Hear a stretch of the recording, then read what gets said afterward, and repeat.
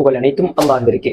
ஒரு முஸ்லிமுடைய வாழ்க்கை எவ்வாறு இருக்க வேண்டும் என்பதாக பெருமானார் 2 விஷயத்தை சொல்லி தந்தாங்க.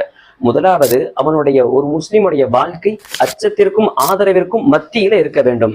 அல்லாஹு தாலா தன்னை நரகில் போட்டு விடுவான் என்ற ஒரு அச்சமும் வேண்டும்.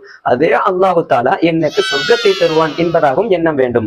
இப்போ இந்த 2 எண்ணம் கண்டிப்பாக இருக்க வேண்டும் என்ற ஒரு நபிமொழி. ஆனா இது 2ல் ஒன்று மட்டும் அதிகமாக இருப்பது ஆபத்தானது. எனக்கு நரகம் தான் கிடைக்கும் என்றும் சொல்லக்கூடாது, எனக்கு சொர்க்கம் தான் கிடைக்கும் என்பதாகவும் முடிவெடுக்க கூடாது.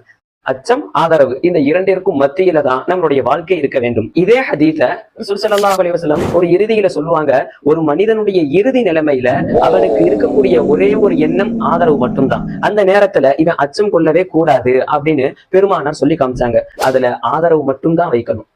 இந்த வீடியோ உங்களுக்கு பிரயோஜனமா இருந்துச்சுன்னு சொன்னா லைக் போட்டுருங்க. இன்ஷா அல்லாஹ் நம்மளுடைய எண்ணங்கள் ரசூல் ஸல்லல்லாஹு அலைஹி வஸல்லம் அவர்கள் சொல்லி தந்ததாகவே இருப்பதற்கு அல்லாஹ் தஆலா தௌஃபீக்